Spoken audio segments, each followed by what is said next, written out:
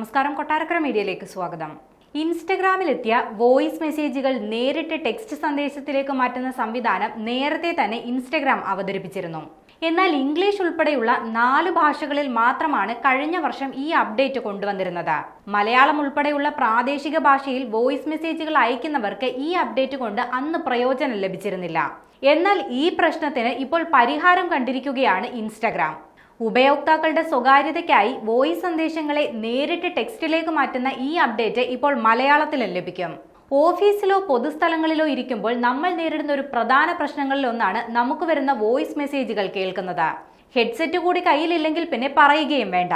പലപ്പോഴും തികച്ചും വ്യക്തിപരമായ കാര്യങ്ങളോ രഹസ്യങ്ങളോ ഒക്കെ ആയിരിക്കും വോയിസ് മെസ്സേജായി എത്തിയിട്ടുണ്ടാവുക. എന്നാൽ ഈ സന്ദേശം കേൾക്കാതെ മെസ്സേജ് അയച്ച ആൾക്ക് തിരികെ മറുപടി നൽകാനും പറ്റില്ല. ഇനി മുതൽ മലയാള സന്ദേശങ്ങളും ടെക്സ്റ്റാക്കി മാറ്റാനുള്ള അപ്ഡേഷൻ കൊണ്ടുവന്നതോടെ മലയാളികൾക്കും ഈ പ്രശ്നത്തിനൊരു പരിഹാരമാകും. നേരത്തെ ഇംഗ്ലീഷ്, പോർച്ചുഗീസ്, സ്പാനിഷ്, റഷ്യൻ ഭാഷകളിൽ മാത്രം ലഭിച്ചിരുന്ന ഈ സേവനമാണ് ഇപ്പോൾ മലയാളം അടക്കമുള്ള ഭാഷകളിൽ ലഭിക്കുന്നത്.